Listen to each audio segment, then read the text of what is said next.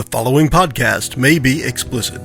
Shedcast presents Adventures from the Shed, a tabletop RPG podcast. You can find us online at adventuresfromtheshed.com. Welcome to our third Sidebar podcast. In this episode, Kurt, Mike, and Joe talk about character creation, specifically focusing on background and backstory for characters.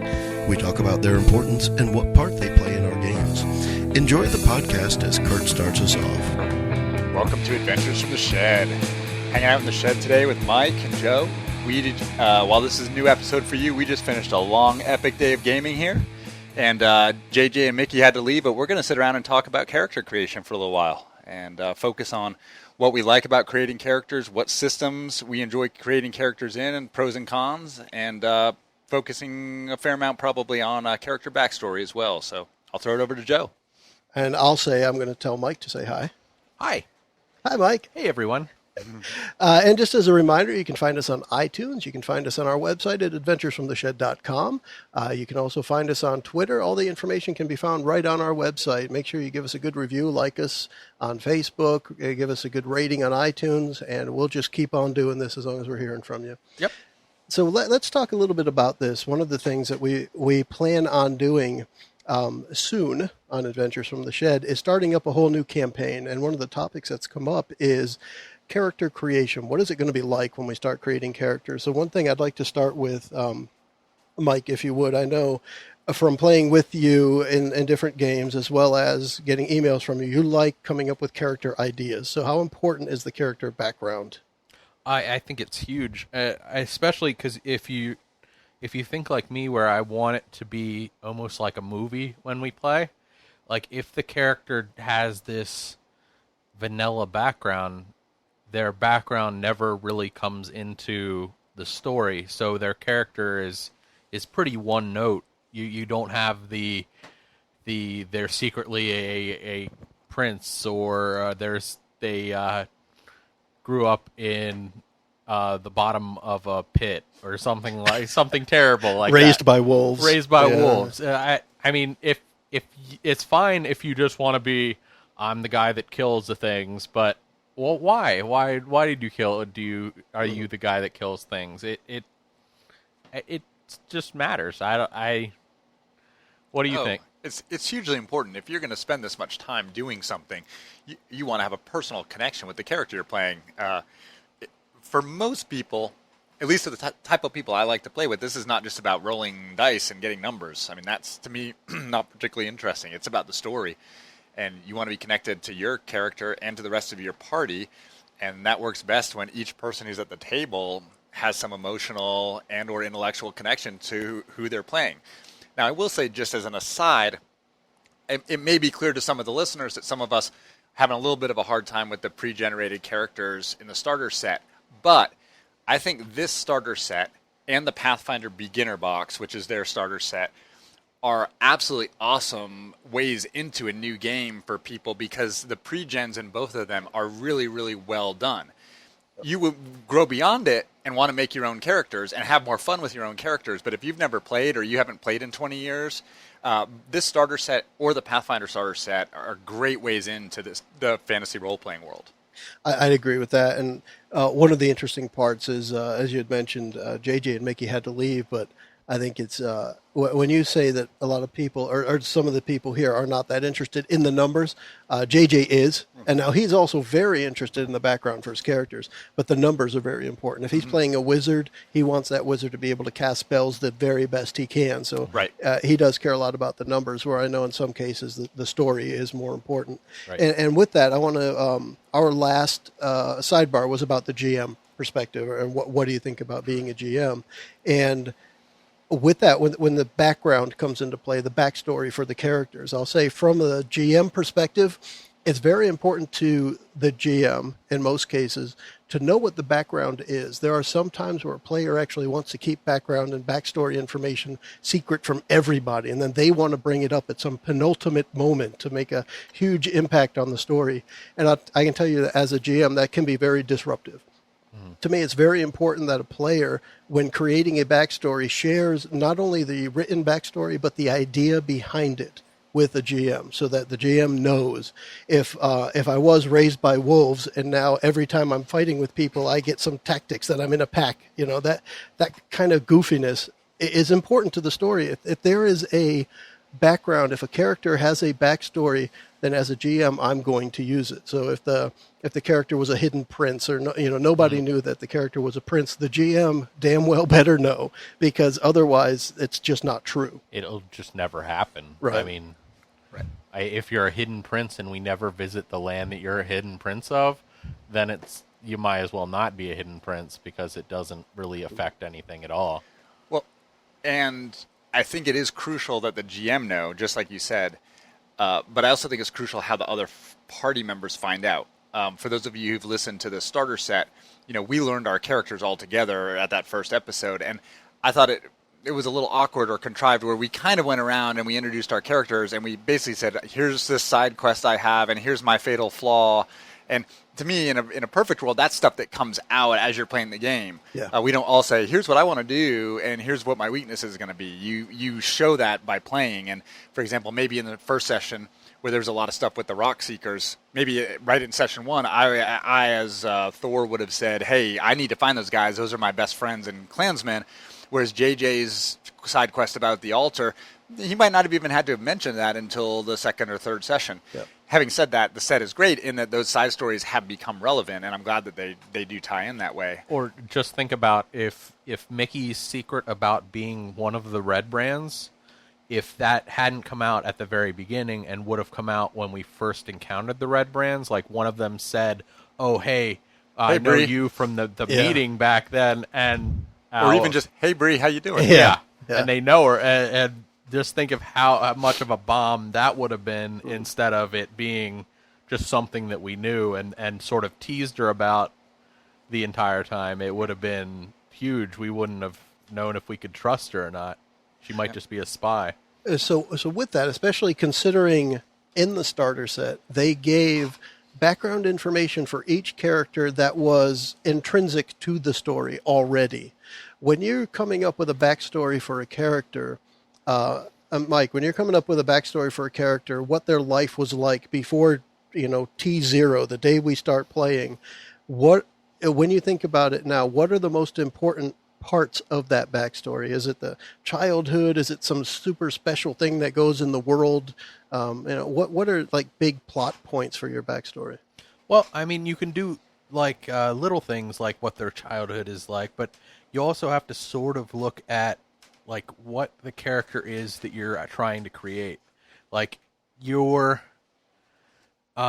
your character spent a lot of time on a boat and you're trying to get a certain character that has the ability to turn into aquatic animals, then that would explain, they spent a lot of time on the boat, they know a lot of animals, they can move on. So you sort of have to use it along with everything else to sort of explain how they get things, and not just, it's not just flavor, it sort of molds it.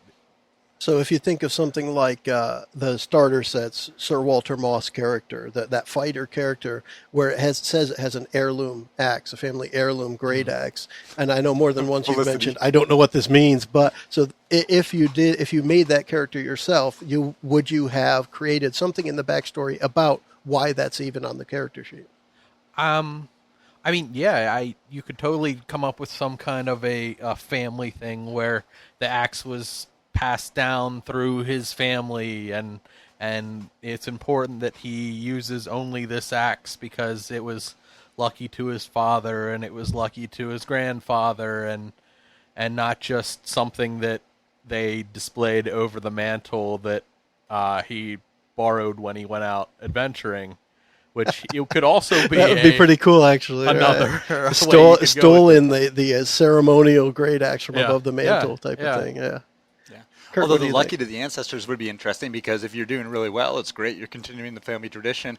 If you're not, then why has that luck abandoned you? Are you cursed? I mean, there's all kind of ways to play on that. The tough thing, though, with that weapon as being a part of his history is we come across these other weapons, and because this is the heirloom axe of my family, even if we came across like the best sword in the world, I would have to really think about putting the axe to the side because this is my family weapon. I need to, if I can, use the family weapon. Mm-hmm. So, I mean, it would almost have to get lost for me not to be able to continue with it. And I would see, from that backstory of a family heirloom, I could see maybe later than the starter set, but farther in 5th edition, if that character were continued, there's got to be a way in this edition of Dungeons & Dragons to enchant it, to make it better. So that you might take that family heirloom, and because it's part of your backstory, you find a way to make it better rather than collecting new magical weapons. Right. So it continues along with that backstory. Yeah. Interesting thing about character backstory, I am a relatively new player. While I played years and years ago, early D&D, I've only gotten back into this, as most listeners know, recently through Pathfinder and 5th edition D&D. So, and there were so many more classes and races than there were when I played as a kid. Back then, I mean, there were, fighters, clerics, and wizards. Dwarf, and then, elf, I mean, the rogue, and then the rogue came, and that was what it was. And if you were an elf, you were a wizard. I mean, at first, exactly. I mean, really. So for me, it's still exciting to play a new class for the first time. So like with Pathfinder, I played a rogue, and I had not played a rogue in ages. So just that generic playing a new class is exciting. But as you get more and more experienced, and you're playing your 3rd rogue or your 5th rogue or your 3rd wizard, you want to start making them more unique, and simply casting Ray of Frost over and over is not going to do that. So the backstory becomes really crucial to keep it interesting. And I'm really looking forward to playing with Mike in some of these other games, because he's mentioned some of the characters he's just tooling around with in his mind, and they're so much more interesting than anything I've ever made. It's going to be fun. I definitely look forward to when we get into Joe World, and I can sort of use some of the multitude that I've created. I have in my notes on my phone, I am constantly adding names or going into the names and fleshing out what the character is, like even like race or class or part of their backstory, or if I come up with an idea for a backstory and I look at the names and think, oh, that would be a great name for this. So I sort of mix and match and try to get a full picture on what the character is. And I think I've fleshed out like 3 full characters that I could possibly use in the next adventure. So he doesn't know what game we're playing, but he's got his characters all set. Yeah, he's got the ideas all figured out. I can use them in any game. Well, which is actually interesting. And I don't know if we want to shift yet, but how much does the game or the way the numbers you roll affect the character you play? And the reason I ask that is, when I was young, you rolled 6 numbers, and they were what they were, and you didn't get to re-roll, and there was no point buy system. And so you might wanted to play a brilliant wizard, but if you rolled an 8 in intelligence, you were going to be the dwarven fighter or whatever.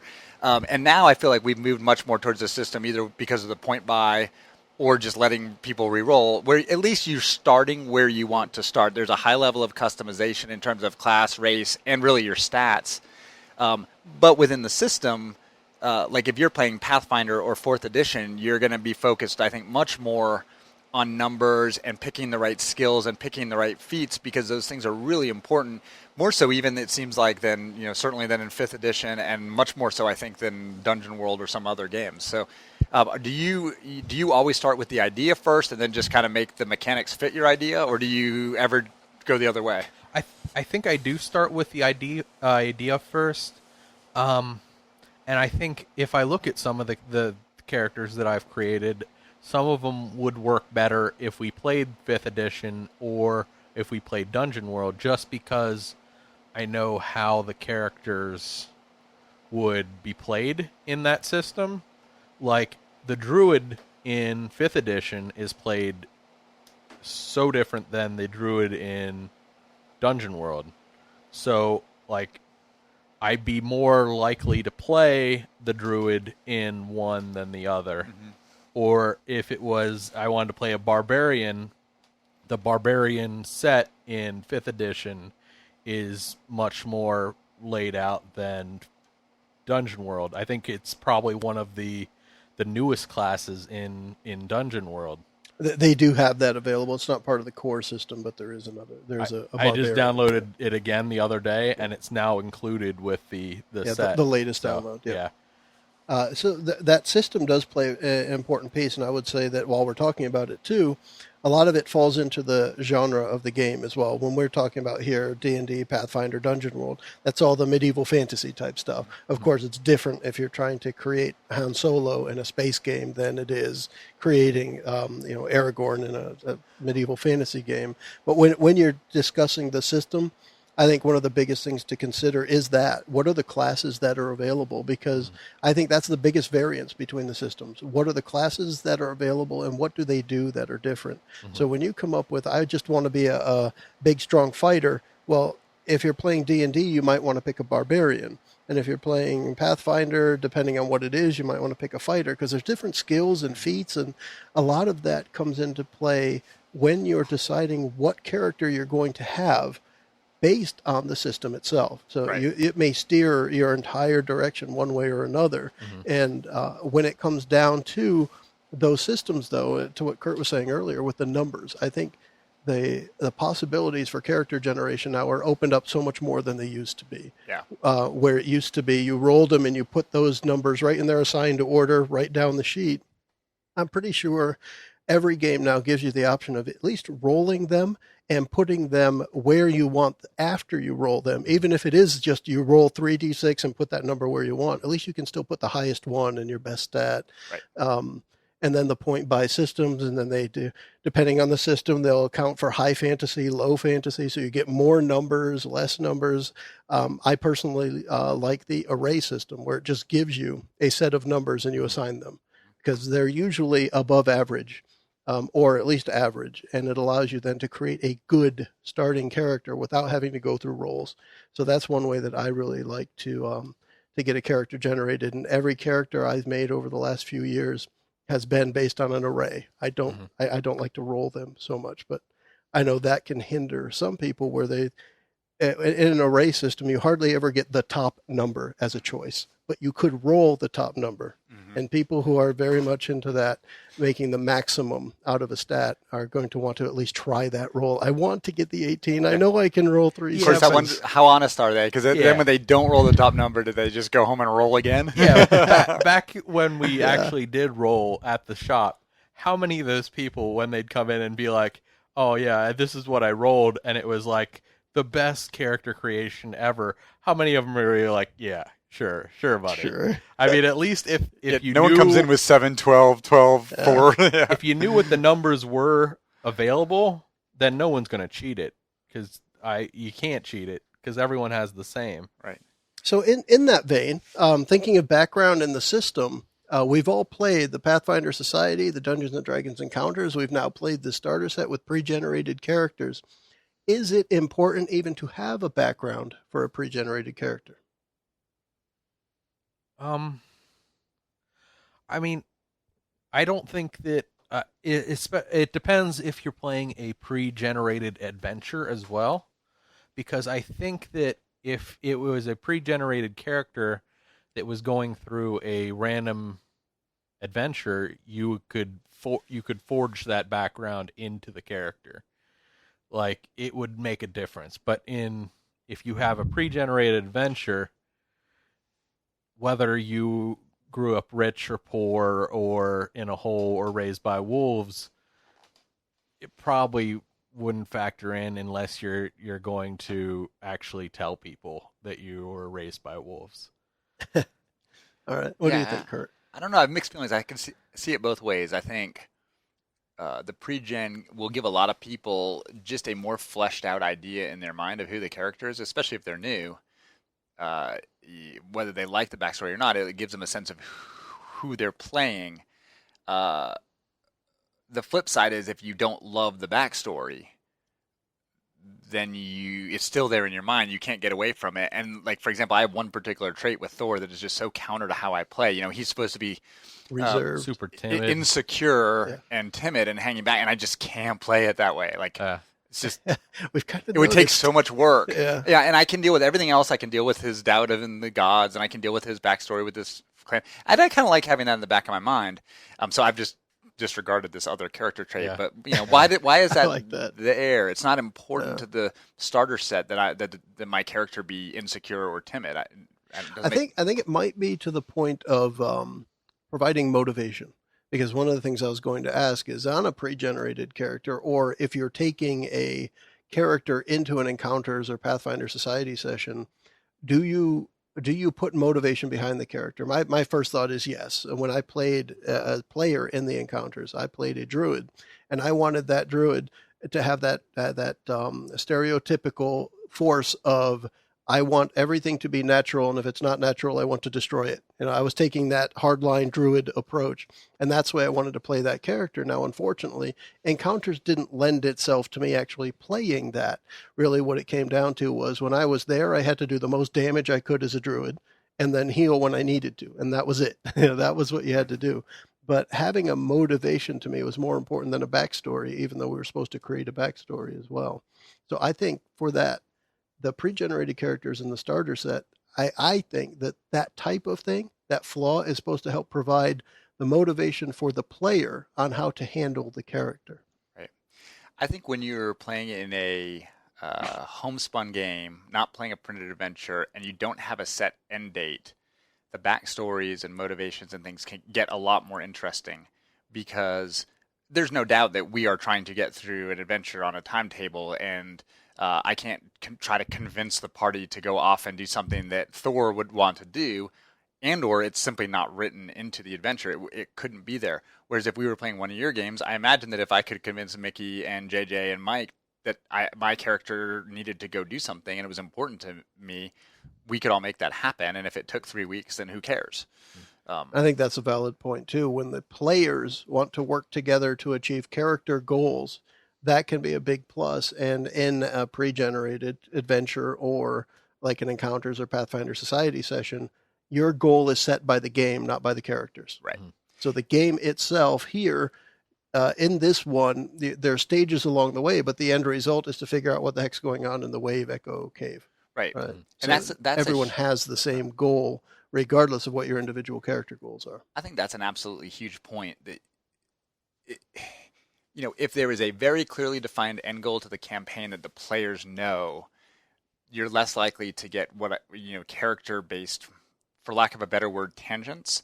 But having said that, to me, if the goal is just, I've got a home game, we're going to play once a week or once a month, and as long as we have fun for 4 hours with these characters, the campaign is a framework, but nothing more, then the character backstory and stuff gets even more important and interesting. Agreed.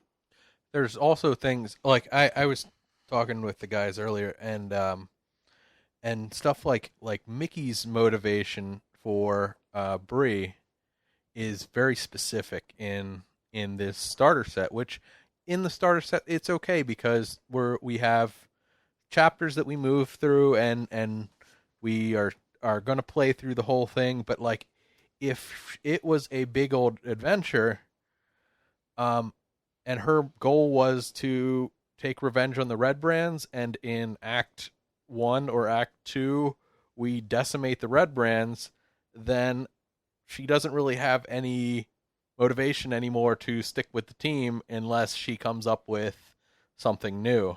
Like before I came up, I was playing with another group, and I had a character that was a Warforged, and he was like basically this big golem thing, and his backstory was so specific that his name was number 8, and he was one of 8 Warforged that were this big fighting force, and they were called like the 8 or something like that. And his goal when he woke up was to find his 8 brothers.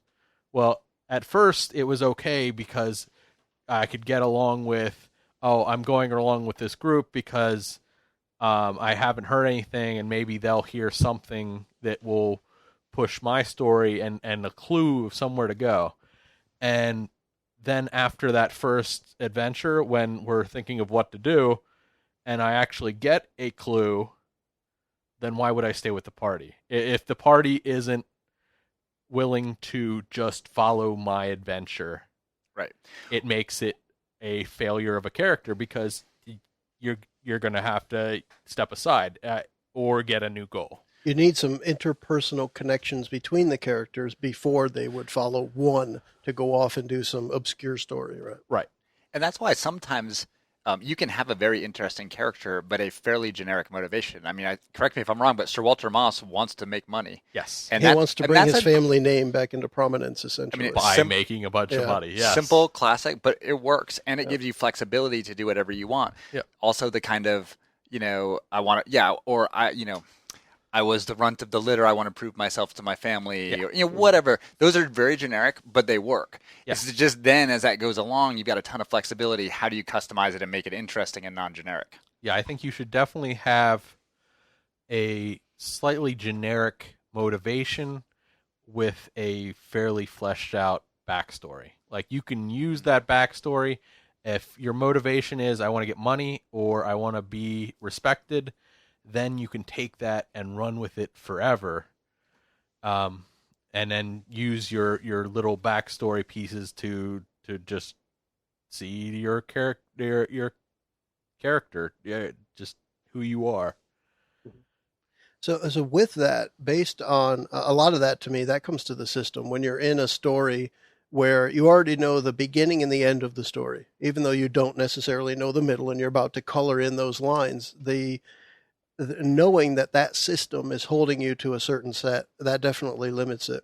But let's say, like Kurt was saying, when we're talking about you want to play in an open game, a world that somebody has created that is just an open world campaign, that like we've played with the Dungeon World that we're doing with the space right now. And you start off with not necessarily any real knowledge of what the world is yet. How does that flavor your creation of a character? I'll give you an example of when we started the character creation with Dungeon World and the games that I have played. I don't create the world before we create the characters. So that means you're creating a character, and part of the creation of your character is going to determine to me how the world starts.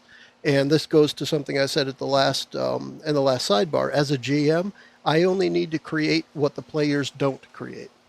So that helps me insofar as I'll give an example. If you start a character and you create your character and say, all right, I want to be a fighter, and the reason I'm a fighter is because I'm from a family of all women. It was my mom and my dad. My dad died when I was young, and I had 6 sisters, and I had to protect them, so I became a fighter, and now I'm very protective of any families I see. And you come up with that as an idea, and the first situation I'm going to put you in is that there's a family in trouble and you need to protect them, right? So that I'll take what you have come up with as a player and turn that into the beginning of our story. Now, if you didn't have a world to start with, the only knowledge you have is that you're going to be on a medieval fantasy world. How does that flavor the way you start creating your character?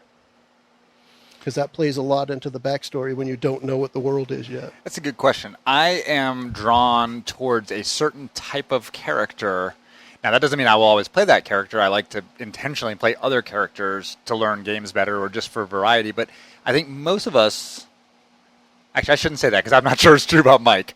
A lot of us, whether it's in video games or tabletop, are drawn towards one or two types of characters. You either want to be the sneaky assassin, not necessarily the rogue, but you want to play an assassin-type character, or you want to be the powerful spellcaster. And so if I don't know the world, depending on how comfortable I am with the system, I'm probably going to be drawn towards one of the things that I instinctively want to play, and then figure out... The way I would do it is then try to figure out the mechanics. I'm not trying to min-max it. I'm just trying to figure out, okay, what feats are available, or whatever skills, whatever you call them, which interests me, which do I think I could combine to make the type of character I like to play or want to play, and then get that framework in place. And then I probably go to the backstory from there, whereas Mike probably starts with the backstory. I probably work it in at that point. And I don't know. I haven't had to do that. I might have a harder time with that, not knowing the world. and might stay a little more generic than I should, just due to lack of familiarity. Let's try a little exercise with that. Let's say we're starting a new world now, and Kurt, based on the types of classes or archetypes that you're aware of, what is the class you're most likely going to want to play if all of them are open? Right. So, and what type of class would you pick first? Okay. So I, in this particular group, want to be the most accommodating player possible. So I will play whatever needs to be played, and I truly mean that. And I would say from there, and this is this ties into the way I run a world. It's very different from a pre-published adventure. You play what you want, and the world fits the party. Right. The party doesn't have to fit the world. Although, it doesn't have to be a perfect makeup. And you say that, but at the same time, if we all play a certain race, and then you're going to have some thing that we're lacking. Like there's it's hard to shake that mindset that as a party you're coming together to like fill the gaps that on the other characters. Right. That is and that's where I take it as that is the stereotypical. Every puzzle has more than one solution, whereas we are trained in role-playing games to understand that if there's a trap, it is a rogue. That's it. Right. Right. But that, to me, that's just not reality. Every Right. puzzle has more than one solution. So a trap can be disarmed properly or improperly. Right. The idea of throwing a rock at the loose pressure plate on the floor, that's still going to work, and it's still going to set off whatever it is. And I find, in my experience, that the best stories come from a class that wasn't supposed to doing it, whatever it may be. So the wizard that's doing all the healing, right? And we're talking about Ferris constantly. He's doing what he's not supposed to do, and that makes for the most recountable stories. Because he's got me on his back. Right. Thor, the healer, the cleric of the group, kicking ass with the bad guys for several sessions, and we talk about that. Except for his lack of healing, we don't talk about healing with Thor. So to me, that the reason that happens is when you take something out of its element, whatever the class may be, and especially if it ties into a great backstory, that creates more memorable moments. Some of the best times I've had are a group that may have had 2 fighters, a wizard, a rogue, and a healer, and the wizard, the rogue, and the healer are all dead, and now 2 fighters have to figure out how to get out of this room, this puzzle that they're in, and those are some of the best stories. So to your question, if I were starting from scratch in a world that I didn't know, instinctively I want to play an intelligent bookworm spellcaster of some kind. Okay. I'm drawn towards, like, just personally, I like arcane knowledge. I like to sit around dusty libraries and leather chairs reading books and becoming as powerful as possible. You'll even see with me playing the cleric, if you look at the stats, I mean, I should be out with my Warhammer 75% of the time. It's like a war cleric, a battle cleric. Yeah, and today, every single turn I'm trying to find a spell that I can cast, seeing if I have a spell slot. If I don't, did I have a cantrip? Like, that's just what I'm drawn towards. I don't know the cleric spells. I don't necessarily play it well, but that's how I want to play the character. I have no interest. I will do it, but no interest in playing a barbarian. I have no interest in being the fighter. I want to play. I don't even have an interest in being, what do they call it, the Eldritch Knight that kind of combines. A martial sword mage. Yeah, a sword mage, exactly. Type, right. I think it's cool and visually it's awesome.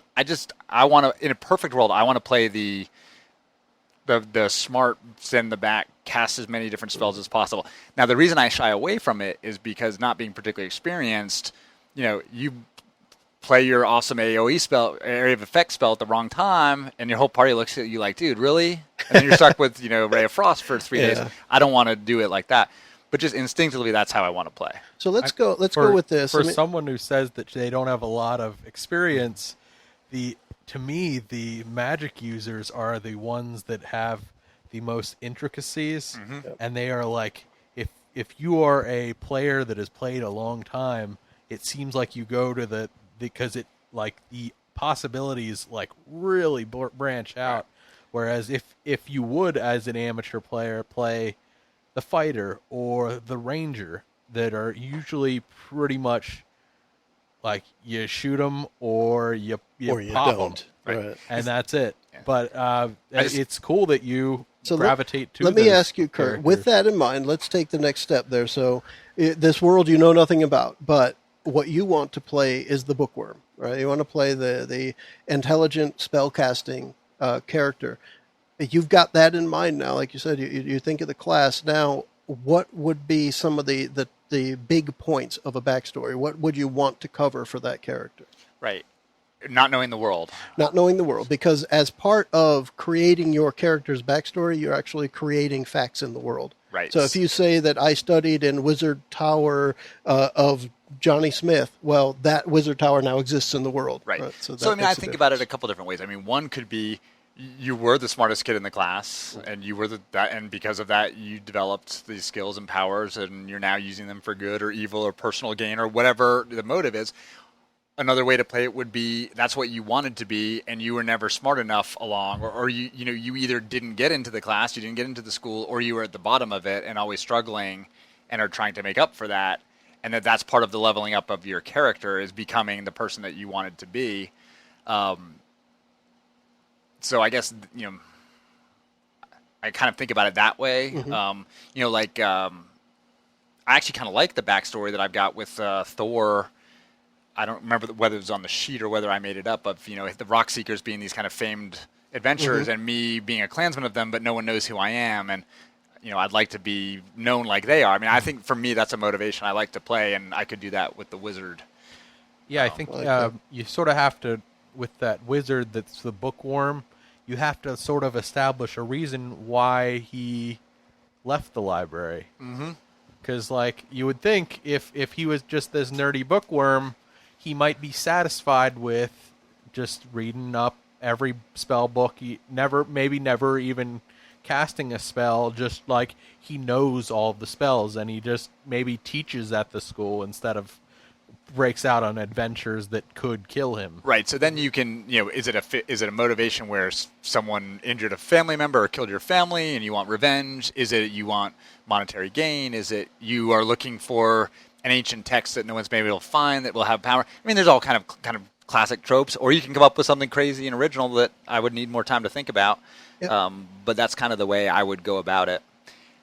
Also, once you know the world or the skills that are available to you, then there's so much variety within the magic user class. What type of mage are you going to be, or what type of if it's sci-fi, there's an equivalent to manipulating force powers or whatever. What type of user are you going to be? Science. Right.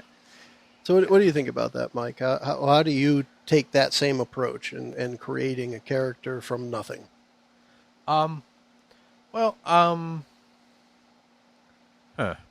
Tricky one. Yeah, it is. You do it all the time, but you don't think about it, right? Yeah. I guess I just think of what I would want included in the world, and then by including it in my backstory, I'm essentially putting it into the world. So if I want there to be a sub-race of dwarves that are ocean-faring dwarves, then I can say, oh, he was part of this band of dwarves that sailed the high seas, and there's now the dwarves that are under the mountain, and there's the dwarves that sail out on the sea. See, this is something you're getting by playing with Joe too, because there are a lot of dungeon masters who you'd say I'm a pirate seafaring dwarf, and they're like, no, you're not. No, you can't do or that. I can't. I don't have the time to bring that into my world, or the flexibility on game night to bring that into my world. So I think we're lucky in that regard. Yeah, you are. How much of your do you read a lot of fantasy, or do you read a lot of the core, of the books for the systems?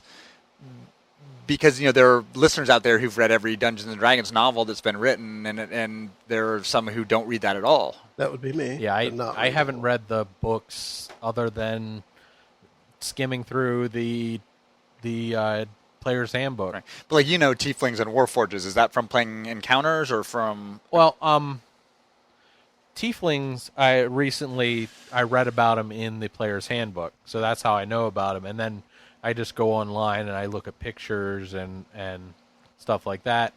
And Warforges, back when there was 4th edition, I paid for the character builder that was online. Yeah, the insiders. And when you did that, when it was building, you would go through a list that went on forever about all these races, and it was not like you say that they have broadened it.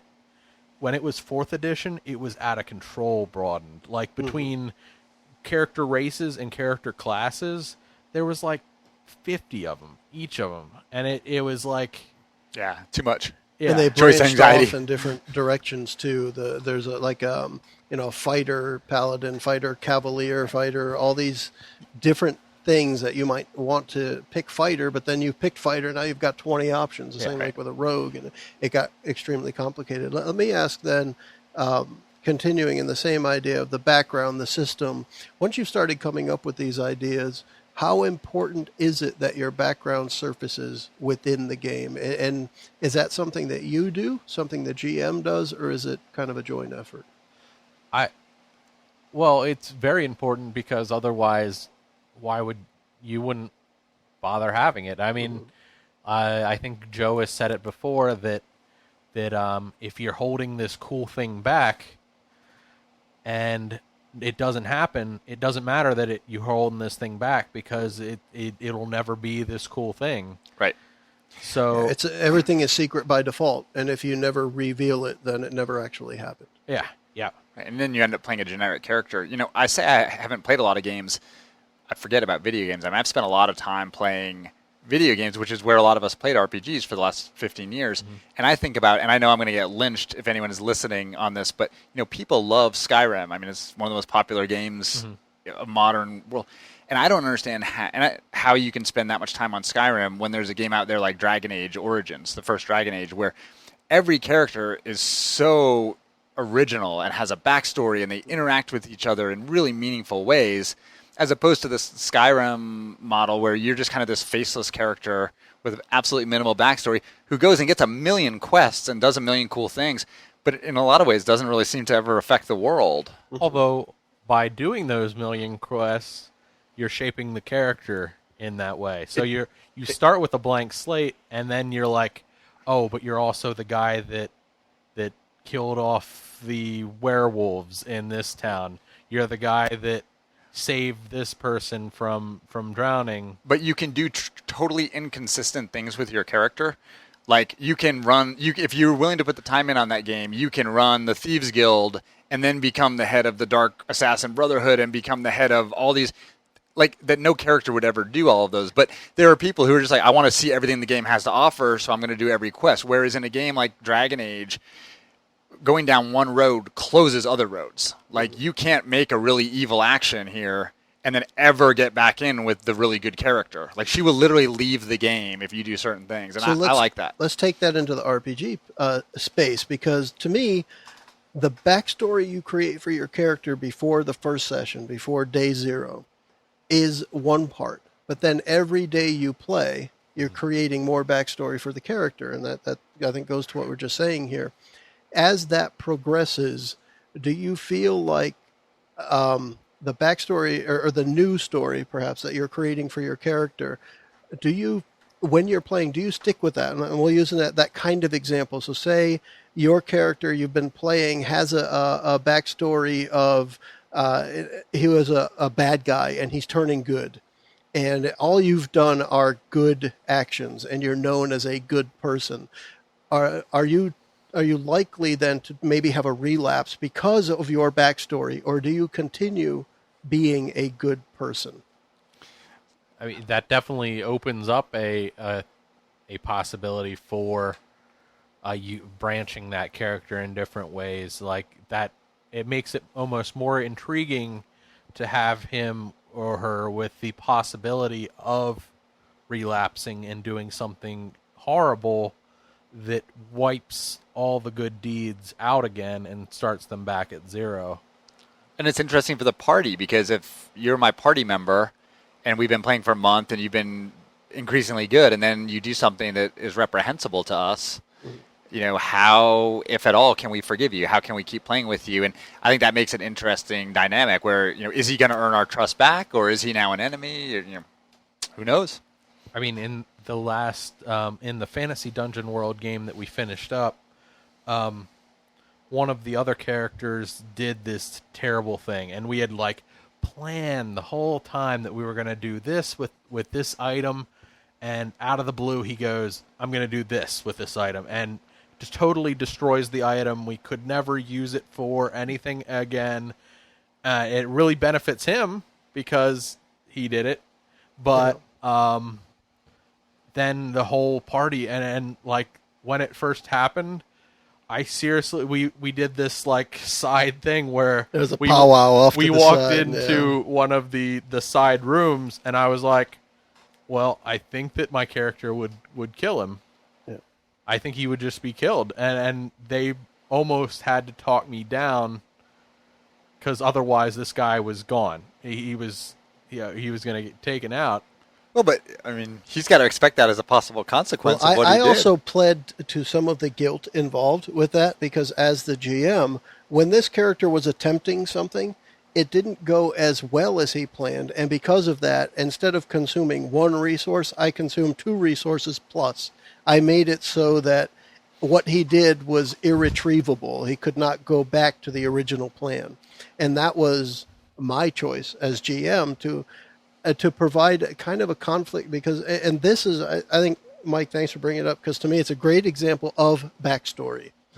In this adventure, there was backstory for 2 characters playing at the same time, and neither one exactly knew the backstory of the other. So as GM, and this is what I was saying before, I'm going to bring your backstory up in the game, whether you like it or not, because you wrote it, and I'm going to make sure it doesn't get lost. Yeah. So we had one character who had written something into his backstory that, although it kind of had surfaced, it hadn't been brought to the forefront, and it had been sitting out there for 4 months real time. And I'm like, it's time. Things are just, the stars are aligned, and I'm going to pull all this stuff together and make sure something big and bad happens that isn't somebody being killed, but it's going to change the course of what's going on. And it was all tied to the backstories of the characters.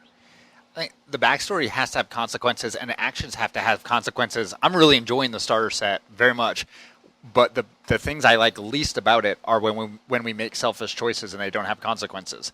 Like, it really bothered me. I know it totally makes sense for the game, but when we went to the Banshee and did what I considered a not good choice by using it for selfish ends instead of what we went there for. And it's not a bad choice. It's not an evil choice. It's just it's a selfish choice, and it makes absolutely no difference. In a perfect world, that would have come around to bite us somehow, even if only in a minor way. And it could. That's a good point. And the same thing with backstory. Like you said, if you write it in there and it's significant, it really should come around to either bite you or help you down the road. And then, like, also with that backstory, it could also indirectly like link to characters. I know I've played in games before where where at the very beginning we came up with, and I know this guy from here, and I know this guy from here, so there's like backstory even just within the characters, so that you have some kind of pull with them, even if it's not a positive thing, like maybe they swindled you out of money, but you know that they're good at cheating at cards or something. Connection between the characters is awesome, because think about how many of our games are you meet in a tavern and someone's looking for adventures. I mean, it's probably 90% of home games, right? Yeah, and I try to never do it. But think about a counter example of an amazing connection. Think about Empire Strikes Back, Lando Calrissian and Han Solo. Yeah. We don't know anything about what happened before, except that Han Solo won the Millennium Falcon from him in a gambling bet, and Lando is bitter about it. Yeah. What a great hook. Although it hasn't fit well with the group that has been playing Dungeon World for me on a regular basis, they have something built into the character generation called bonds, where when you create your character, there is a blank and then a statement that goes around it. So something like, a blank stole from me once, I'll get back at him. And you write down the name of another character during character creation. So it gives the characters a link. Like I said, it hasn't worked great with the group that we're playing with because there's some discrepancy on whether the bonds are written well in the basic character sheet, and then, the general laziness of humans that I don't want to write a new one, but we really should. So we end up skipping over it. But some systems do try and account for that, whereas I think in the starter set, I think they could have done a better job linking the characters. Everybody wants to go to Phandalin for something, but they didn't really do much to link the individual characters to each other. Right. Aside from the original thing where we all thought that 10 gold was really nice to ride a wagon down the coast. Right. Yeah. And that was just me pulling the starter, the adventure hook from the beginning, because it says, if the players don't all agree to go to Phandalin for some other reason, here's the hook you used to do it. So I wanted to just take that hook and do it. Let's put everyone on this wagon and get started so we don't have to spend all the time there. Right. We haven't talked a ton about numbers and mechanics on creation. I think because playing with you, I have a sense for if I pick the wrong spells at first or do my stats wrong at level 1, it's not going to damn me for the next 20 levels. Whereas in video games, for example, some games, if you set your initial stats wrong or you pick the wrong feats in the first few levels, when you get 100 hours in and you're facing the final big bad, you literally may not be able to finish it. And that's, I think, the way a lot of the min-maxers think. And that's would be something interesting to talk about and that JJ might have some thoughts about sometime. But what I like for us, and what I think 5th edition will be good for new players, is I get the sense from looking at the rules that you are not going to be irretrievably harmed by your initial choices. Yeah, it doesn't seem like it. And I always think that's, especially for new players, and even experienced players in a new system, level 1 is your test run. That if you don't like how it's working, at the time that you're playing for several sessions and you think, you know what, I really wish I had put the better modifier in Dex rather than Constitution, go ahead and switch them. Switch the modifier around. It doesn't change anything in reality because it makes you happier as a player. That should make your GM happier. That makes, hopefully, the table run smoother.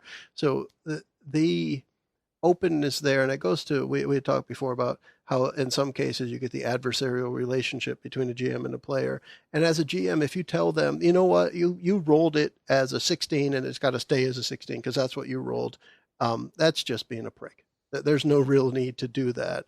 We're supposed to be having fun. We're supposed to be adults playing. Well, maybe not everyone's an adult. I'm not. Sitting around the table playing, and you have to be able to make those concessions as human beings to one another and make it so that the players will have the character they want in front of them before they move on. For me, that plays in with the system, the stats you're going, the background, the backstory that you've given to the character and how they fit into the world. Don't exclude somebody because of their backstory. For that matter, somebody comes up with, and I think with this may have been mentioned in the previous sidebar of, if I want to play a drow, but Joe says there's no drow in the world, when it comes to that, I would say then there are drow in the world, or you're the first. Explain how that happened. Right. How you're the first in a new race of species. How did that come about? And that could even introduce a cooler backstory. Some kind of evil experiment with a high elf went horribly awry, and poof, the first drow is born. And that's the type of thing that I think, if the GM can just make the allotment for it, and for the most part, you don't even need to change basic stats. A drow, as the first drow of the earth or the world, could have the same stats as an elf, a regular elf, and then tweak one thing. They're better. They see better in the dark, but they have horrible vision above ground because of the light. Find one little thing to tweak, and that becomes a new race, and you allow the player their decision, that backstory, the thing they really wanted, without really having to change the world. You've run a lot more games. This is shifting gears a bit, and we don't have much time left, but how many parties generally are people playing positively together in the sense of they are all either neutral good or good characters working towards a common goal, as opposed to, sometime I want to you're not allowed to play evil characters generally, but I'd like to play a chaotic neutral character, but I worry that I just end up being a dick with the party always. This comes down to, and Mike has kind of witnessed both sides of this, so I'll let him speak. But let me tell you what the piece that matters to me. It is the people piece before the game. When we sit down to play, before we even start a game, I say, regardless of what you are thinking of doing as characters, to make this game last, you need to play cooperatively. If you cannot play cooperatively, we should not start, because no game is going more than 1 or 2 sessions. Now, if you just want to play a few episodes and start over, okay, we can do that. But it's very important that people understand if you're sitting down at the same table and you want to continue to play again and again and again, the players have to be cooperative. Now, that's true whether it be a good character, hero story, or a not so good character story. The players, if they cannot cooperate in the game will not last. It's just that simple. And that's something I realized a long time ago, and I address it as people before we even start on the game. Mike, do you want to comment on the good versus not so good? Yeah, the space that we started playing on Mondays, we started, we're all criminals, so we are all on that evil side of the spectrum, and we all have different criminal backgrounds, and we're sort of all we don't work super well together, but at the same time we have a similar goal that sort of brings us together. And it is so hard. It is so hard to play evil because, like, you don't think about it, but when you're a good character, when you go into a town, you can walk up to anyone and be like, I need this, I need that. When you're a bad character, you got to sneak around, you got to steal it. If you get caught, then you got cops chasing you.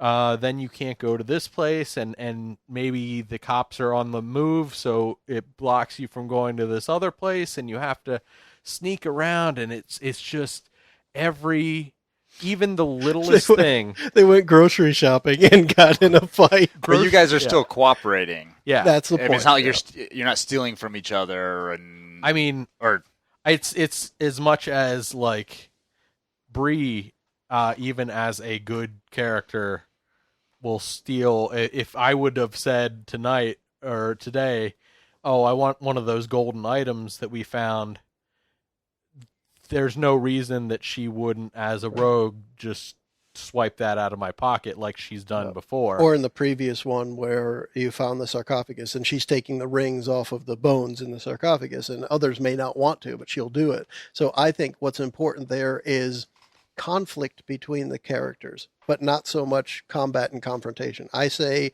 conflict, not combat. I don't want characters attacking each other, but I like it when characters are at odds with each other. Mm-hmm. It creates more exciting stuff. We've got just a little drama. And so with that, I think we're getting close to an hour. We can start to wrap it up. Any other thoughts as far as backstory with characters? I guess let's go at it this route. As we get to wrapping up the starter set, how much are you looking forward to creating your own character with a backstory? A ton. Yeah. A ton. And it's funny, I think of myself as a really chill, relaxed person, but my OCD side comes out with character creation. Like, I love to just take a whole afternoon and sit down with the rule book and sit down with a blank character sheet or 10 and start playing around with it. And my wife, she's playing Magic the Gathering and character creation. She's just like, I don't know where this comes from in your personality. I'm really, really looking forward to it. And I'm looking forward to someday doing it in a game setting that I haven't played. Not so much a different mechanic as doing it for me like in a sci-fi world or something that I've never done. And our options are really open as we wind up the D&D starter set. We really have our pick of everything to play. So I mean, I love fantasy, and I want to play the medieval fantasy more than anything, and probably with this group for a while. But at some point, if we did a Star Wars game or a space game or something, I'm not as drawn to that world, but I think it would be interesting to create a character in that world because I've never done it. Mm-hmm. What do you think, Mike? What are you looking forward to? Oh, I don't use the character sheets now, but like I said before, I have an arsenal of characters that I am building and building and building to the point where probably by the time we actually play, I could probably give you all characters. I could pre-generated ideas. Yeah, I could almost pre-gen like anything, and it. That's cool. I just love doing it. I've eaten lunch and I just think, oh, it would be great if this person had this name and they did this, and I wonder if I could mix these two things and make it work, and I'm very curious to see what everyone else comes up with, because I mean if mine is weird and it doesn't work, then it doesn't work. Then Yeah. it doesn't matter how much time I put into it. So Maybe I'll make a very druid interesting. with an irrational fear of animals. It could be a rational fear, for that matter. Right? How many times you get bitten by a bear before you're actually afraid of them? What I think I'm looking really forward to is the idea that when we start up a game where people have created their own characters, regardless of the genre, the rules, or the setting, I think that the players, you guys, are going to be more vested in the character. You're going to have that desire to play out the character of the character, and I'm looking forward to. In contrast to what we did with the starter set, like Kurt, you mentioned earlier, where we kind of read off our character sheet, I am doing this, I am here for this, and I want to go do this. With the backgrounds and the backstories being unknown the day we start, it will be up to each player to reveal those as we go. And rather than that 5 minutes of going around the table and hearing everybody's motivation and backstory, I'm looking forward to maybe one whole session being devoted to one person as their character kind of spilling their guts out. You know, what happened to me in the past? Why did I just freak out when there was a skeleton or something like that? I'm really looking forward more to that role play, which we've been a little stifled the way that we're doing it. I think we're giving our characters personality, but I don't feel like they're fleshed out characters. So that's what I'm looking forward to most in the next part. Definitely. Awesome. And Joe's World. Joe's World, party time. I know Excellent. that Joe having to find the answers in a book is not Joe. It's a little rough. The amount of times where he'll just come up with something out of the blue and it's the coolest thing. But I mean, I'm looking forward to everyone else seeing what he can do when the handcuffs come off. That's right. Yeah, on that glowing note, I think we're all set for today. Thanks for listening, everyone. Thanks, guys, and remember to find us online at adventuresfromtheshed.com. See you later.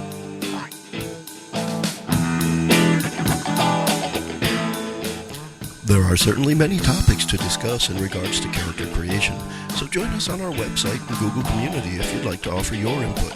You can also find us on Facebook and Twitter. Thanks for joining us.